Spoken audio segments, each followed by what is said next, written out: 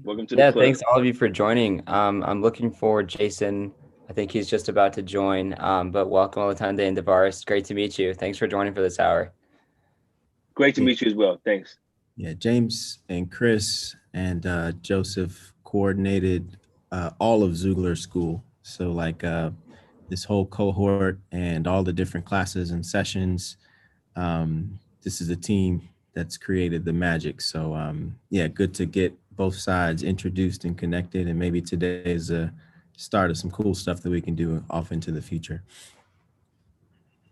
Well, I'm glad Yeah, that we have the opportunity to be a part of this. Anytime that you ask us to be about conversations and participate in conversations that are about equity and providing opportunity, we're the first ones to sign up, man. So Mhm. glad to be here.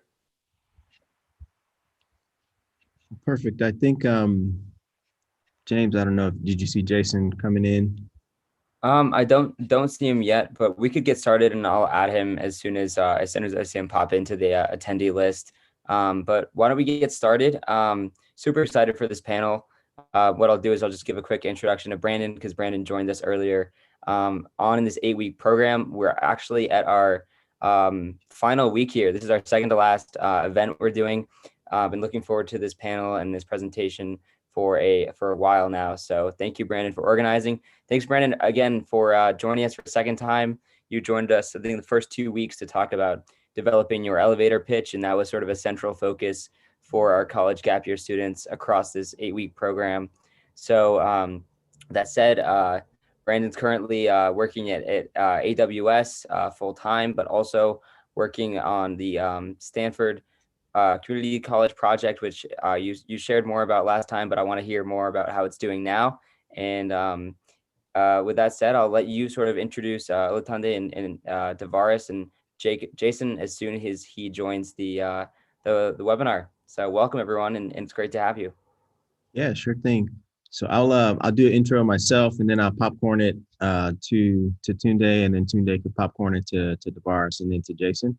But just to start with myself, again, Brandon Middleton, born and raised in the South Side of Chicago, moved out to the Bay Area about 15 years ago.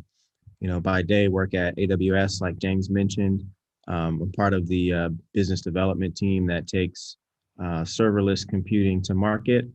And then on the side, being able to teach at Stanford has been a great pleasure and honor. I teach a class this quarter called Community College with the subheading of designing Black and Brown spaces.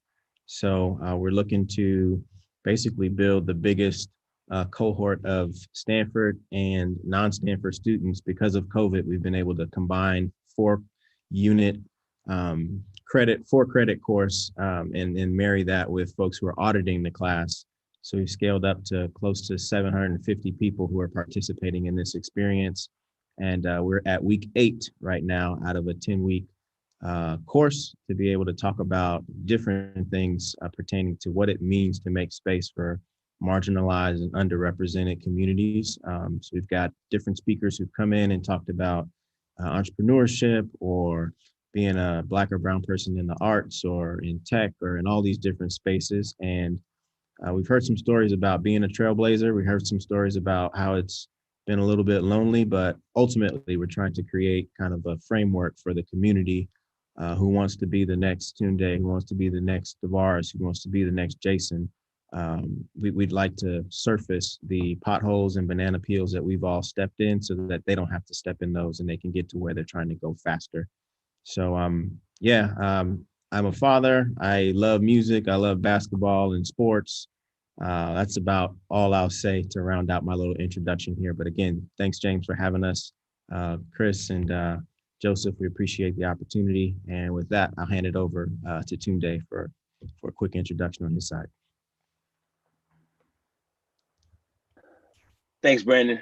Um, I'm humbled to be here, part of Silicon Valley, and to sit with brothers like Devaris and Jason Maden, whom you soon meet, and now Brandon.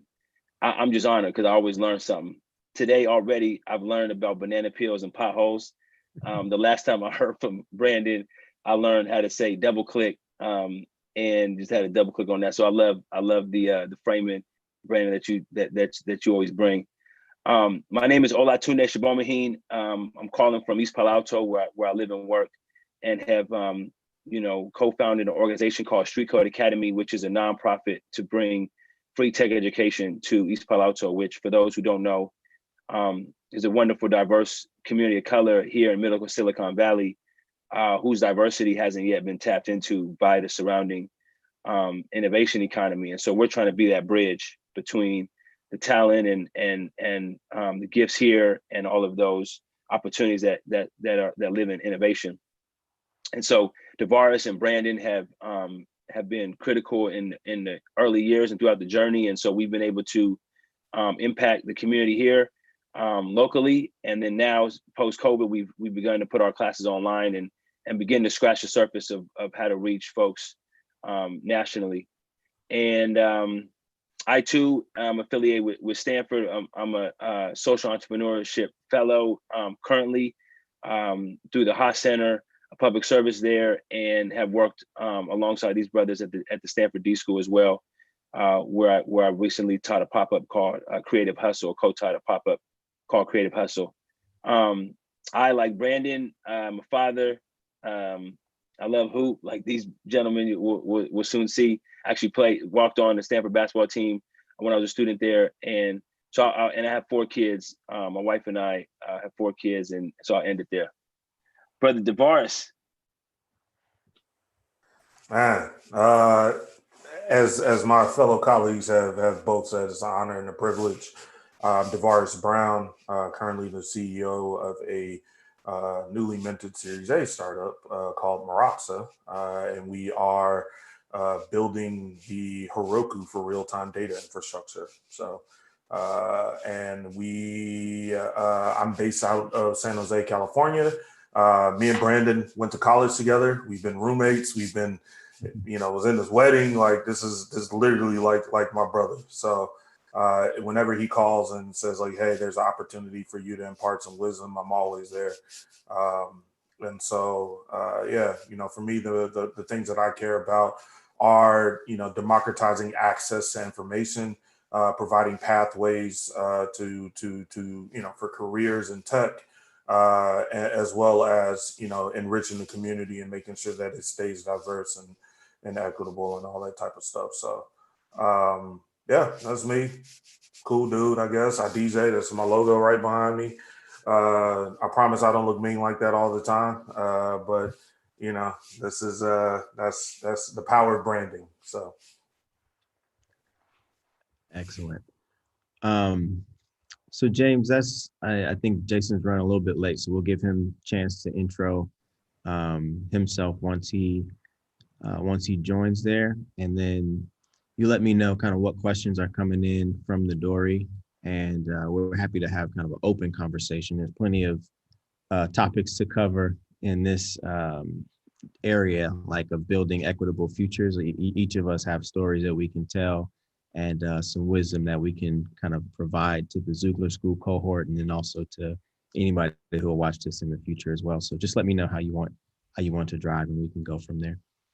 Sounds good. Yeah. Why don't you get things started, and I will repost our sort of chat link and empower all of our students to start asking questions in the chat there. So if you could kick things off, and I will also track down Jason, and then we can move into a sort of an open, free-flowing Q&A as the questions come through. And I'll just sort of let you know as they come in. Okay, perfect. So just a few words to like frame the title, Building Equitable Futures. We wouldn't have to build an equitable future if an equitable future or an equitable kind of system was already in place. So I think, I first started hearing diversity and inclusion and equity conversations probably 10 years ago, and they started to gain some momentum, and we started to see companies start to talk about collecting data about the underrepresented groups inside of their companies, and to start to quantify how much work and how much progress we had to make in order to take a 2% or 3% population up to, what the United States representation solve of about 13 to 14%. And this is just like Black and brown people. So I think that a decade has passed and the same companies that were maybe at 2 or 3% back then are still, between 3 and 4% right now. And this tells us that there's a lot of work that we need to do. There's the pipeline of talent coming out of high schools and colleges that we pull from to get, junior first level jobs in the tech industry. There's the kind of first in career or early career 5 years that you do in a tech company, and either you have a great experience and you stay in it, or you're so disillusioned or so excluded that you choose to do something different and you leave. And then there's also kind of the lack of equality and equity at the senior manager, director, VP kind of board level. So there's also an opportunity in that third part of the pipeline to do some work and to make some progress. So I just wanted to call that out as just like a foundational level set. Those are the things that we're trying to improve. K through 12 in college, STEM programming, access to the information, actual placement of that population into opportunities to economically empower themselves and their families, and then to create an inclusive culture so that they stick around in the tech industry and they grow into kind of those senior jobs, those senior opportunities, and then provide access to other folks like them in the future. So with that, I see Jason has just joined us. So Jay, how about just a quick, couple minutes of intro, who you are, what you do. You got a very nice vehicle behind you. What's that all about? All of that, man. Hey, it's good to be here. Apologies for being a few minutes late. Thank you all for your patience. I'm Jason Maden. I say that I am a father, husband, entrepreneur, designer, child of God, native of the South Side of Chicago. I am currently part of a collective called Silicon Valley, and also VP of what's called Elite Performer Offense at Logitech, where we're using technology, service, experience to help push humanity's boldest endeavors forward. And behind me is the Tumbler, is my favorite version of the Batmobile. Reason being is since I was a kid, my dream was to become the real life Lucius Fox, the guy who created gadgets for Batman.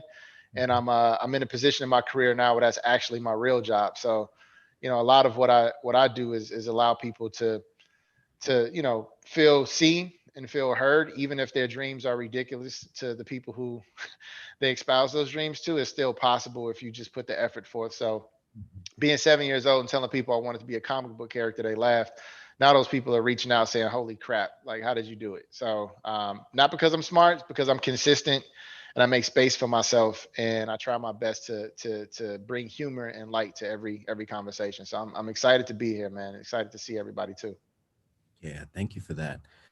And Jay, just a little bit of the framing and a little bit of the work. Maybe could you also talk about to this point about equitable futures? I know the previous venture that you had with Super Heroic was very much focused on the community who needs to kind of get access to those opportunities. Just give a little bit of an overview of what Super Heroic was and kind of what the heart in that work was.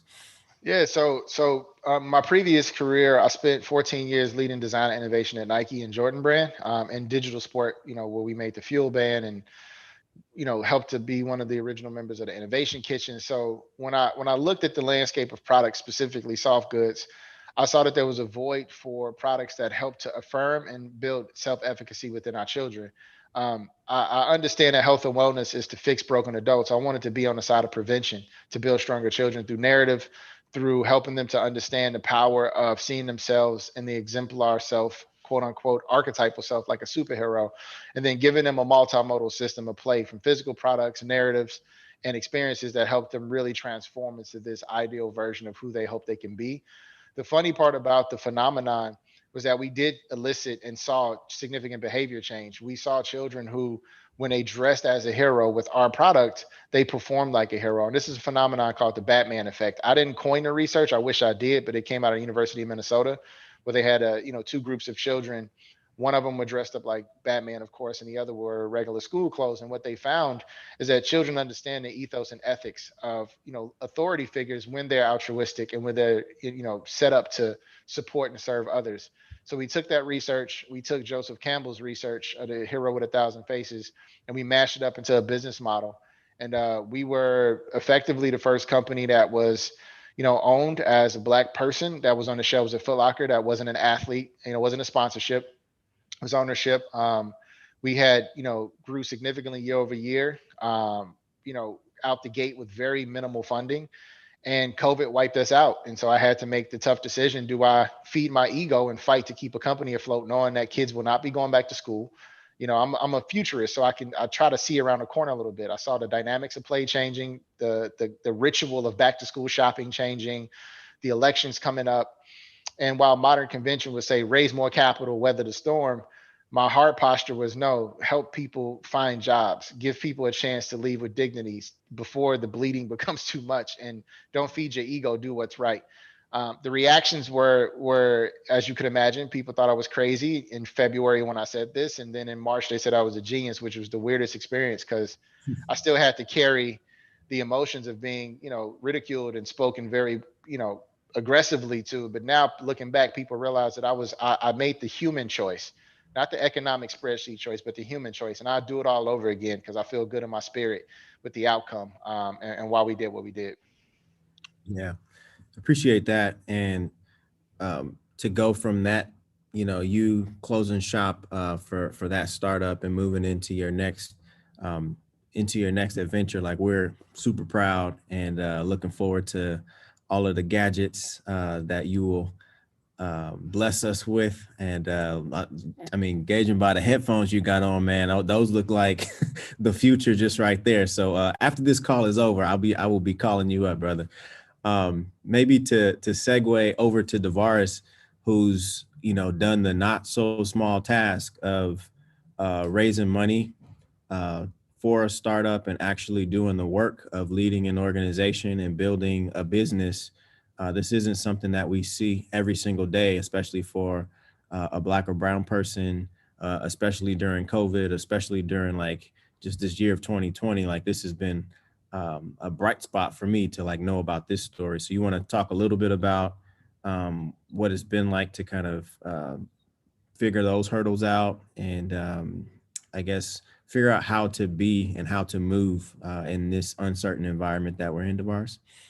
Yeah, definitely. So what's interesting is that I've had the fortunate circumstance of working with Jason, and we raised money together for Super Heroic. And I just remember, and Jay knows this, when I first went through the seed round, we closed in July, I literally texted him. I was like, bro, just thank you for just having me go through just the minimal amount of meetings to raise money. Because at the end of the day, it was one of those things where it's just as a CTO co-founder, you never know what a CEO has been going. And to Jay's credit, he's always just kind of breathed life in me. It was like, bro, you are a CEO. You need to be doing this on your own. You can do your own thing. And he always gave me, the confidence and put me in situations where I could, get exposure as to how to do these things right. So I had a front seat to that. So taking all of that and being able to work with Jay, for a year, side by side and hearing and seeing what made this man excellent, that me and Jay grew up literally probably a couple miles from each other in Chicago. We went to rival high schools. There's some other things that we were rivals in that we won't talk about, but me and Jay's, futures have all been our paths have all been linked. We've had mutual friends and all this stuff. And it's just at a point in time where I got to see what excellence was up front. And then that allowed me to take it over to Maratza and do all these things. And, given with the theme of, the fundraising is the fundraising, right? I built a product that people like, VCs got crazy about it. And then the hype cycle just went crazy, right? So not only were we able to raise an oversubscribed seed round, we from some of the who's who of Silicon Valley, we also raised an oversubscribed Series A round from the who's who of Silicon Valley, literally a month after we raised our seed, a month and a half. And so, it goes against all the, Black founders can't, raise money, like, all the COVID stuff, blah, blah, blah. And the thing that I learned while I was a super heroic is like, if you identify your customer, you identify their pain, you understand their behaviors and what makes them tick, you provide a product that resonates with that. Like the rest is easy. And so, whether that's for profit or nonprofit, that's literally the approach that I've been able to take to kind of weather this storm and be successful so far. So yeah, I mean, it's one of those things where I've been in and out of startups and doing working with people and trying to do my own thing for a while, but this is the one that really resonated with me. So now that I have that personal conviction about like, hey, this is, the thing that I want to do, it's easy for me. It's not me selling something that I'm not, personally involved in or don't have a personal stake in. So yeah, that's great. And I'm seeing questions start to come in from the audience here. So I appreciate those coming in. I'll read one out. It says, can you chat about the founding of Trilicon Valley, its core mission, et cetera?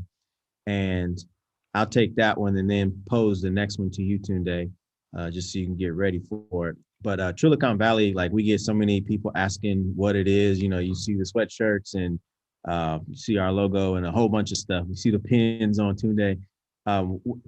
What it is to me is, I don't know, maybe the folks on the call are too young for Voltron or like Power Rangers or any concept of like a team that kind of operates in different spaces and places, but comes together to combine forces and do something really, really cool as a collective. So that to me is what Trilicon Valley is, in addition to being a community, a family, a support system when I am outside of kind of my natural habitat. So moving from Chicago to the Bay Area 15 years ago, without Trilicon Valley, I don't know that I would be inspired, motivated, challenged on a day-to-day basis, informed about things that I didn't know too much about. And to the building equitable futures, I think the people that we're building for need to feel a sense of community, even though they might be the only person in the room that looks like them or has their background. It's important for them to have a Trilicon Valley of sorts to rely on and to lean on in order to keep going when the going gets tough. So that for me is what Trilicon Valley has been. We've done a number of things together at Stanford, out in the community. I'll ship the next question over to Tunde to talk about Street Code a little bit. But that's what Trilicon Valley is, a group of guys who are trying to do well by themselves, by their families, and by their community, keeping our core values and what we believe first, and keeping kind of business and the things that outwardly define success second. So that's what it is. If you want to know more, find out more, feel free to go to triliconvalley.com and check it out, or instant message any of us here on the call. But in a nutshell, that's what it is. So I'll move down to the next question for you, Tunde. And it says, how can we approach uncomfortable conversations with colleagues or superiors who are not doing enough to include Black and brown voices in decision making? So I'll kick that one to you, Tunde, but maybe Devaris and Jason could also chime in too after your initial response. It's a great question. No, it's it's a great question. Can't say it enough how grateful I am to be a part of the conversation, to listen to it, and then contribute what I can. So appreciate that. I just want to shout out Xoogler for even hosting this, to surface the voices on this call. I think Brandon, you may be the only one that could get these brothers on the same one, but in order to put this platform together is amazing, and just grateful for the listeners and for y'all. So the question is a real one.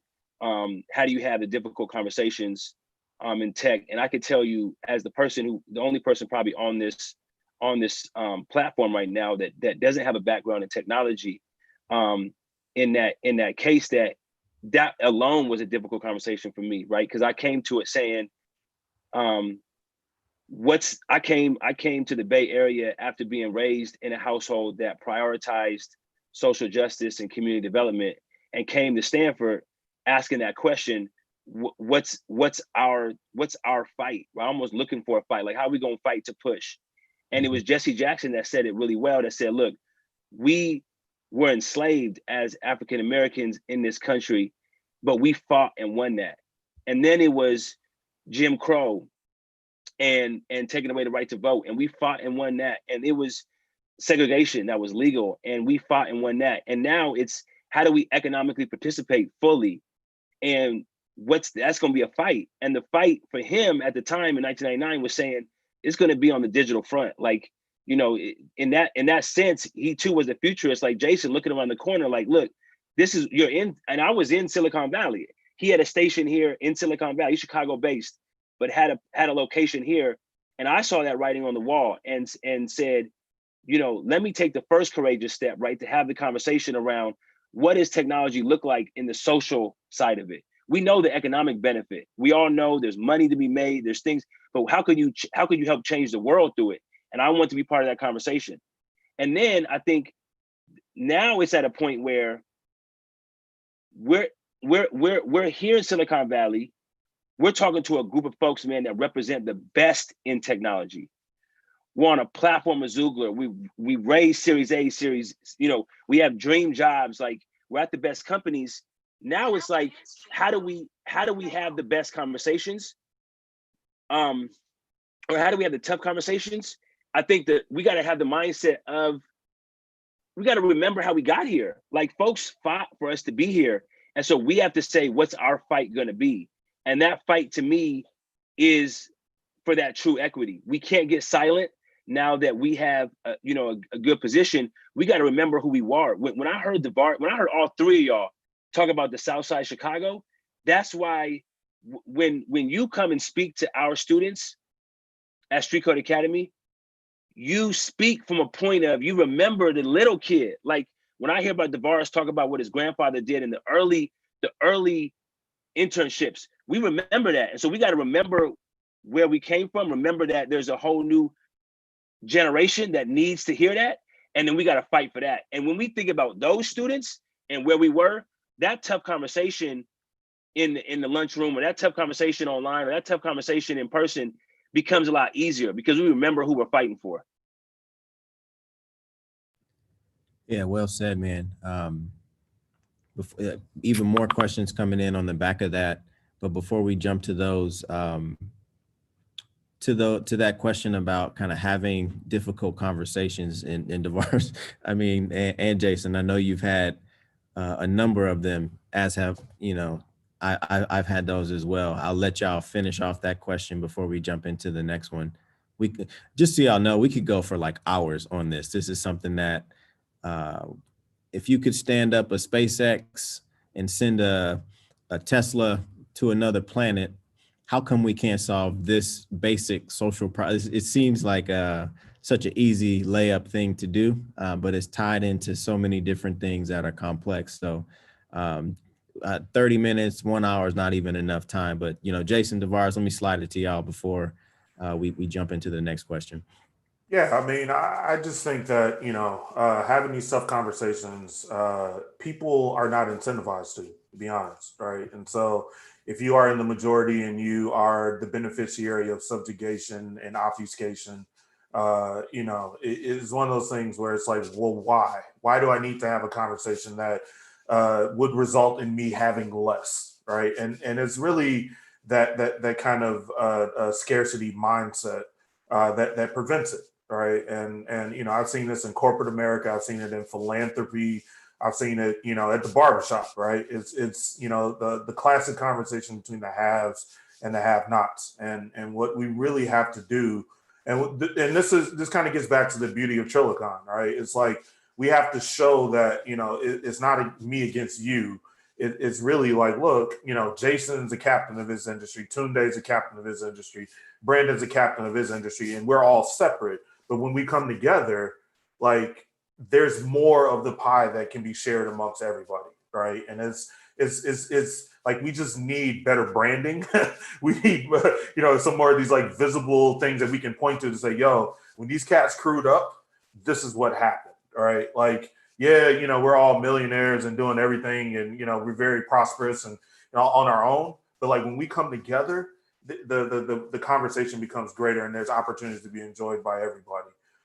And so, you know, for me, it's two pronged, right? Which is, well, actually three pronged. And the last pillar of that is, you know, honestly, like by nature, people are not confrontational, right? Like, if things are going okay, people don't want to do the necessary work to get to good, and definitely don't want to do the necessary work to get to great, right? Like that's why, you know, there's only one Michael Jordan and one LeBron James, and everybody else are role players, right? Like at the end of the day, you know, people just are good feeling comfortable. And so when you have these tough conversations, it forces you to confront your own biases and your own, you know, prejudices and your own stereotypes that you've been holding on to for years. And people just don't want to address the nuances, and it's easy to paint with broad strokes, right? And so for me, it's one of those things where you know, we talked about creating safe spaces and creating equitable spaces. You know, and Jason used to say this all the time. That he'd rather, you know, teach children, help children than to mend broken adults. It's like I got tired of being in corporate America and having these fights all the time. So what I do, start a company where, you know, if I want to talk about Black Lives Matter, it's not a problem. If I want to talk, you know, about, you know, conservatism, it's not a problem. If I want to give my employees a day off to go vote, that's not a problem, right? And so, you know, at some point we have to be realistic and get out of that, you know, opt out of that system so that we can do things on our own and basically create the world that we want to live in, instead of just always saying like, yo, that world's screwed up over there. I don't know what to do. I don't know what to do. But now my world is, you know, 20 people that I have responsibility for. And we're creating this space where, you know, we can have these conversations and empower and enable people to feel like they are part of something bigger and not just, you know, every day is just the run of the mill. Yeah, I think you touch on a couple of good points at the conceptual level. And one of the questions that just came in were students at universities participating in this equitable future. Like what can we specifically do as undergrads on our campuses in order to help build this future that you all are talking about? So maybe Jason, if you could take a swing at that one. I know that each of us were undergrads a long time ago, 15, 20 years. So college is different, like learning is different today than it was back then. So maybe talk to the people a little bit about what you see as a possibility today for undergrads who are, you know, in internship mode and, you know, looking at the prospect of joining maybe their first company over the next year, 2, 3. Yeah, I think, you know, a lot of what you're probably feeling is a reflection of the narrative that you've been conditioned to believe is true. You know, I think this country, meaning North America specifically, has a very toxic relationship with achievement, to the extent that we believe there's only one necessary path towards the outcome that's equitable, right? Our definition of success is not a true one, because this country was founded on commerce and chaos. It was not founded on altruism and critical discourse and rhetoric and fairness. So when we play into this narrative that somehow we go to school, we get a job, we do well in society, we fall victim to, you know, acquiescing our dreams. We fall victim to only being people who master a skill set and not discover a new method. Because just in one generation, we went away from discovery towards mastery. The issue with mastery is that you do not ask critical questions to lead to new discoveries. You assume you know everything. And in the age of information, technology specifically needs to get over themselves. We're not gods. We're not gods. We are an enabler of humanity to discover and achieve significant outcomes that benefit all of us. But we've given ourselves this gilded palace to assume it's something people need to break into. So by sheer nature of changing the narrative and reframing the language and stopping ourselves from making it seem like we have the ability to deny people the right to create or govern what is created and how it's created, then we'll see the equitable future we're talking about. And the beauty of a university structure is that you're able to have opposing points of views in the same place, all with the desire to understand. Once you leave college, people do not listen to understand, they listen to respond. So regardless of what you say, people are going to have their lived experience, they're going to have their response, and they're just going to say it. So you're starting to talk to an echo chamber. if you keep that critical discourse and that academic mindset that comes with, the Socratic method throughout your days, you, by sheer nature of being willing to listen to understand, will create your own game. Don't be in a rush to join this game. This game is dead. That's why you see the reactions you see right now in the political landscape. People are holding on to structures that were not meritocratic. They were started based on unearned privilege. People had to suffer, and they think it's a zero-sum game by some of us doing better, some of us will do worse. It doesn't work that way. It's not a binary outcome, it's nuanced. And so if you don't like the game, don't be in a rush to try to fall for the narrative, come in and change the game. No, change the game you're playing. Don't try to change the game you're sick of. Like, I don't join someone else's lane. I create my own lane. And then when that becomes convoluted with hyper interest and hatred and misogyny and greed, the things that come with success, I switch lanes. I don't covet the thing. I covet the quest. So as long as you fall in love with the adventure of discovery right now, you'll never fall victim to feeling like you need to break into anything, because everything becomes yours when you see life as that journey of self-expression and discovery. If we start to limit our desire to want to, have critical discourse continue to our adult lives, or we limit our impact based on our station in life, I'm just a student, or I'm just a kid from the South Side, or I'm just a woman, or I'm just a transgender kid, then you don't realize the full power and purpose of your potential. It only takes one person to give a damn to start a revolution. It doesn't take a lot of people. It just takes that one person to say, I'm willing to lose my privilege in order for you to gain your access to your privilege. That's what the beautiful thing about college and university is. They trick you to believe that you can network your way into these great jobs, but the reality is a lot of times you create what's great for you. I created my career path. It didn't exist. There was no blueprint for me. Had I stuck with the blueprint that was subscribed to me, I would have fell victim to listening to them saying I got ADHD, I'm autism spectrum, I'm from the South Side, so I'll probably have a skilled labor job in a factory or military, and I'll most likely be dead at 25. Regardless of my academic prowess and creativity, that was what they told me was accessible to me. High school counselors, all the way down to social workers in the school system. No one assumed that creativity was my outlet. I gave a damn about myself enough to say creativity is my jump shot. It's my way out. So now it looks obvious to people looking back, and they're like, oh, the sneaker design thing and comic books, that makes sense. It didn't make sense looking forward. It's called vision because only a few people can see it. So don't try to convince the world of what you see in your mind's eye. Convince yourself that it's real and go for it. And don't worry about fitting in. Life ain't fun if you're trying to fit in. I don't care to fit in. I don't care to be liked. I care to be respected and to be honest and authentic with myself. And if you walk with that spirit, you'll have more opportunities to be successful, because authenticity and genuineness and being yourself is the hardest thing you could be in this industry that literally sits in a place called the Silicon Valley, not the real organic valley. This ain't organic valley. It's telling you it's an inorganic industry. It's not human. It's not intended to have the emotions we have. So don't try to conflate the two. Let what you do be driven through your passions and purpose. And if tech is an enabler of that, go for it. If it's the literary arts, go for it. But there's no one right way to become yourself. That's your choice, and that's your passion. And my dog just agreed in the background, so he co-signed. That's the amen barking right behind you. I love that, man. So many gems in that response there. And I mean, as fathers and kind of like as middle-aged, coming towards middle-aged adults and on our side, I think the younger generation has an opportunity that we didn't have, in that technology is at a different place.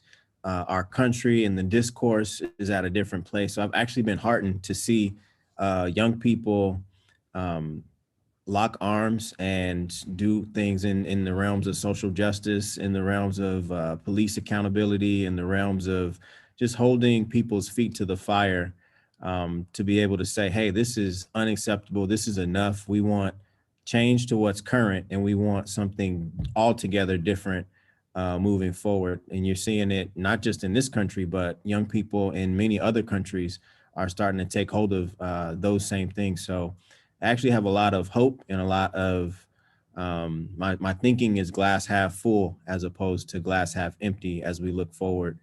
So I know, that particular question is like, what can we do as undergrads? You're coming back to campuses in the next year or two. with this fresh perspective of having taken a gap year or having interfaced and reached out to people that you might not have talked to on a traditional kind of 4-year Ivy League trajectory. So I would just challenge the folks asking that question to use all the different tools that are out there and synthesize them into an experience that maybe no one's ever seen based on that vision Jason talked about. And, it only takes one or two in order to launch something that the whole world can take advantage of and benefit from. So thank you for asking that particular question. And, Tunde, I saw you nodding in agreement. I'll shut up if you have a couple of comments on that one as well. No. Okay, so I'll jump to the next question here then. It says, would you be able to give an example of times you overcame challenges when founding any of your organizations? So Street Code, Super Heroic, Maraxa. With the second question of who are your heroes? Like, who do you look to model yourself after, maybe as a way to get through those tough times? So I open it up. Devars, Tunde, Jason, anybody want to start with that one? I would say I'll answer the second question first. It was honestly my grandfather, and the folks that know me know how nuanced but a special relationship that me and my grandfather had. He was a graduated, well, actually, he didn't even graduate high school. Turned up at U.S. Steel in Chicago at 17 years old. He had 2 kids and worked his way from being a sweeping floors all the way up to the first Black foreman ever at U.S. Steel. He was up for a promotion, and they told him in 1981 that they would never let a Black man be a vice president at U.S. Steel. And so he started his own company. And he went to night school somehow at Illinois Institute of Technology, got a degree in metallurgy, and basically went on to pioneer a lot of the aluminum ways that they process aluminum in a green fashion. And it was so people don't know that me and Jason, like I said, we worked at Super Heroic. I ended up having to take a job while we were doing this because my grandfather got sick. And so while I was in Kentucky at the hospital with him, we would watch CNBC every day. And he would tell me, like, yo, you need to go be a CEO. You're smarter than anybody that I know. You can go do this. Like, you need to go do this. And so that for me was the epitome of entrepreneurship and like all the community involvement. My grandfather actually gave Barack Obama his first community organizing job. So back in the day when U.S. Steel was under fire for not hiring minorities in Chicago, Jim Compton, and a young upstart named Barack Obama campaigned to get more Black folks into U.S. Steel so they can get these high-paying union jobs, right? And so for me, it's always been this combination of community and entrepreneurship, and he paved the way for me to understand that. As far as challenging when founding, I'm just being honest. Like, I would love to say that there were a lot of challenges, but knock on wood, we haven't really had that. I think the only challenges that I've honestly had were within myself. There weren't a lot of external challenges. Self-doubt, imposter syndrome, all those things crept in. Like, can I do this? Can I be a leader?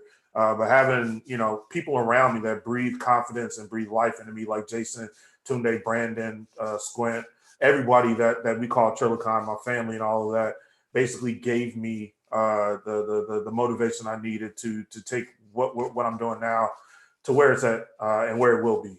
And so, if I have any points of advice, it's always keep people around you that will always be there for you, good or bad, and will never shy away from giving you critical and positive feedback.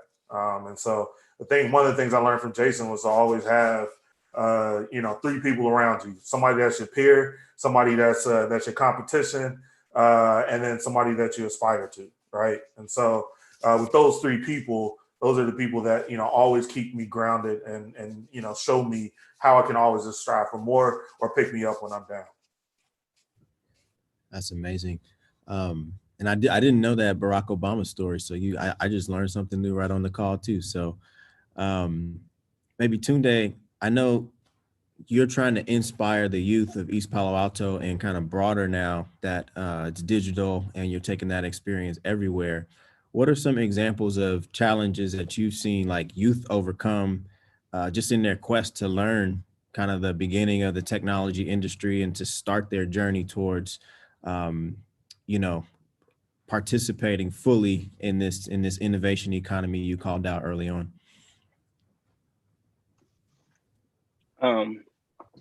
Man, it's hard to be on a panel and not get soaked into just listening to what brothers are saying. So I suffer. I feel like I'm a student. I feel like I'm not trying to inspire folks. I'm on the same journey that our students are trying to do. And I think DeVaris really hit it on the head when he talked about the internal challenges being the main ones. And I just want to shout out, each of y'all, particularly Jason and Squint, who were really important in helping me believe in myself, DeVaris, being a leader. Like when I came into, and it's a nonprofit world, but I suffered from the same insecurities or self-doubt, and didn't know that I would be able to lead and run an organization.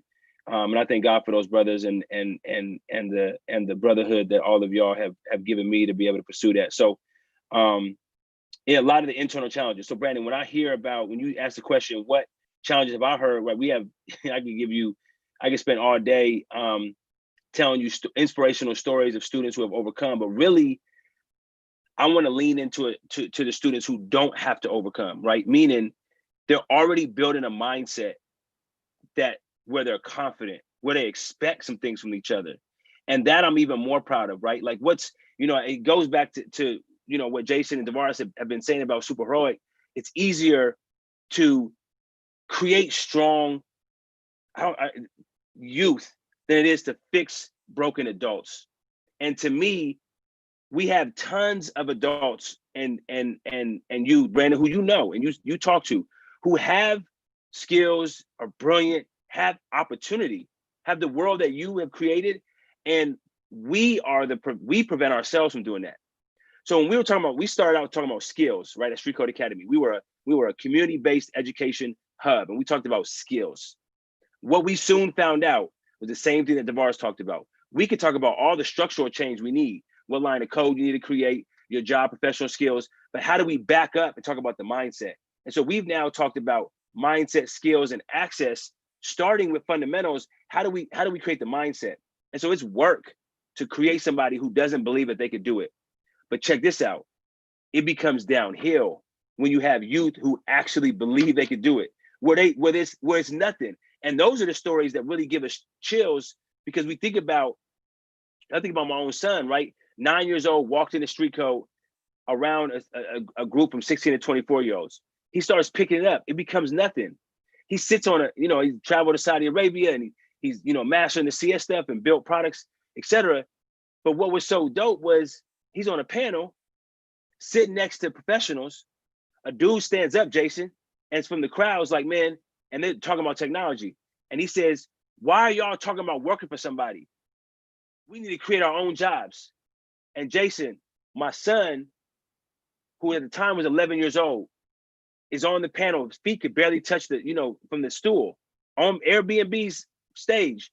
And he looks like to the left and right. He like, are we talking about jobs? I thought everybody works for themselves. And my whole thing was like, he only saw a Jason. He only saw Brandon. When you came in, you were tic-tac-toe 10. He only seen people who had their own. And so for him, his mindset is, of course I'm gonna create my own, right? And so that has been in a Morgan, who we love to talk about, right? Who's a young African-American girl who at 9 years old started to create. By the time she was 10, she was at Shadow and Jason Maden. And now she's creating businesses, creating her own products, building her own site, getting her own funding, right? She gonna have the DeVaris story before she got 3 grades you know what I'm saying, in her hair. Like she gonna create that when she maybe before she even hits college. And so those are the downhill stories where the mindset is created, the confidence is there. Now getting the skills, getting the access, that'll come. So it's not really the challenges, but it's how do we prevent the challenges? Man, I love that answer. And it's been a blessing to see kind of your children kind of blossom and grow into both Jason and Tunde. Like yours are the oldest of the Trilicon children, and to see them learn this industry and get exposure and then produce, to build applications, to stand up websites, to like birth new businesses out of their own brains, and to have that ownership mentality.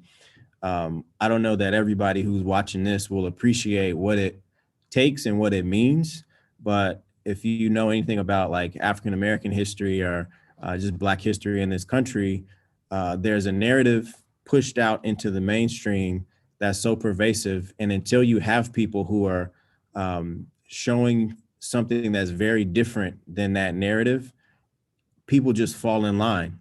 And these are people in the Black community and brown communities, and there are people kind of in the communities outside of that that just set this expectation, and it's become this thing where you've got to swim upstream or really, really work hard in order to do something as basic as insert that growth mindset or that ownership mindset and mentality that says, why wouldn't I do this for myself? Or why wouldn't I, why would I go work for somebody else when I could create a community, when I can create a portfolio of products, when I can create economic opportunity for people who look like me and for people who don't look like me? I can provide something of value to the entire world based on the skill set and the community and like the belief in myself that I have.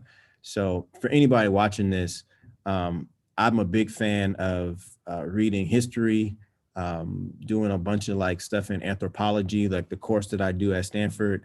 It's a synthesis of sociology, of anthropology, of design, a little bit of technology sprinkled in there, but like that's the easy stuff, getting to the minds and the hearts of people to be able to swim upstream and to acknowledge where we are and like kind of the 400 years of what's happened in this country and kind of more broadly globally. That's where the real work is and where the real innovation can start to happen. So yeah, I see a couple more questions here. I know we probably only have about 5 or 10 more minutes in here. So I'll jump into this next one from Tamu.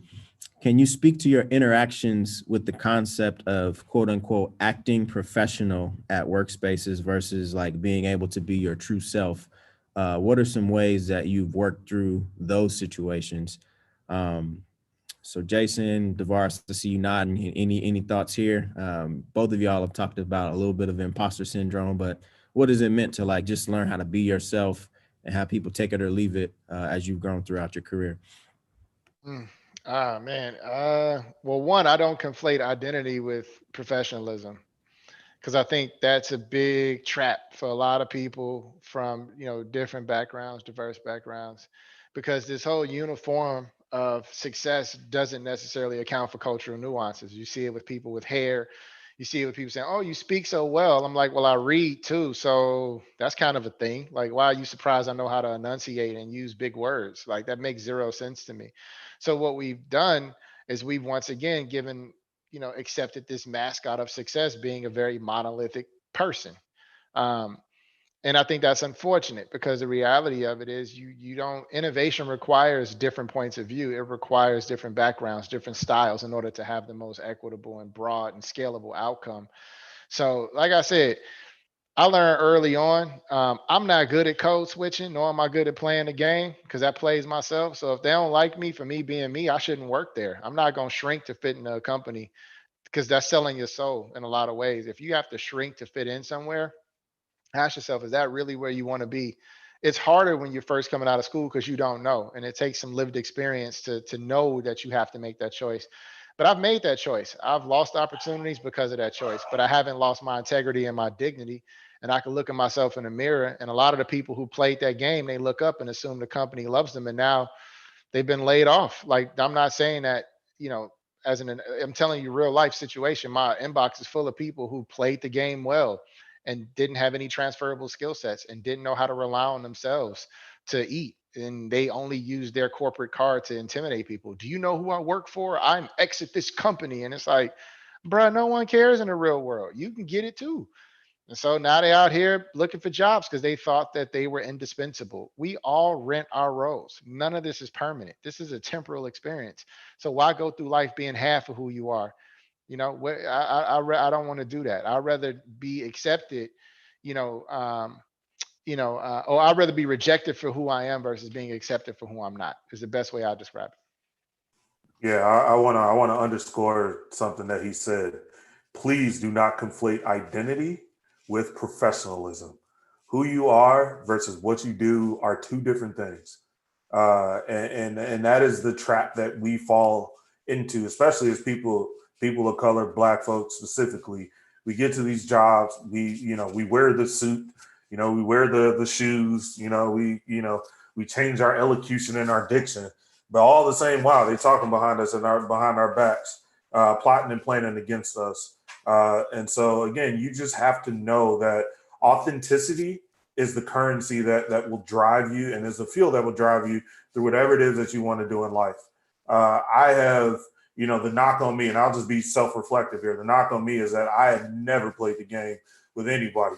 Jay can talk about it, like, when he was doing reference calls on me and all this stuff, like when we first started. But like, the one thing that everybody will say is DeVaris is consistent throughout everything. And I learned that very early on because I saw, and like Brandon said, you have to be a student of culture. You have to have this behavioral mindset where you look at culture and you see, my mom, doing all the right things, but first person to get laid off, right? Like you just never want to go out on somebody else's terms. And I think, for us, it's one of those things where we need more visible people talking about, hey, it's okay for you to be yourself. It's okay to wear dreads at work. It's okay to interject slang. It's okay to bring your culture, because those are the things that make you you. If I can't bring 100% of myself to work every single day, imagine what I'm leaving behind, and imagine what I'm not bringing to make this company successful.